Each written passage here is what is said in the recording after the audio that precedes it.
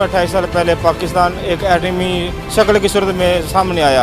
इस सिलसिले में आज 28 मई में अपना पाकिस्तान के हर शहर में एक मुख्तलिफ जगहों पर रैली का इनेकाद किया जा रहा है। फिरोजवाला में DCO साहब हमारे पास मौजूद हैं, वो एक रैली की क़यादत भी कर रहे हैं। उनसे बात करते हैं और आवाम को क्या पैगाम देना चाहेंगे, जी इससे बात करते हैं। जी बिल्कुल, हम अपने मौसनों का शुक्रिया अदा करने के लिए निकले हैं कि हर वो शख्स जिसने किरदार अदा किया था पाकिस्तान को एटमी ताकत बनाने में और पाकिस्तान को दिफा को नाकाबिल तस्खीर बनाने में, हम उन्हें सलाम पेश करते हैं।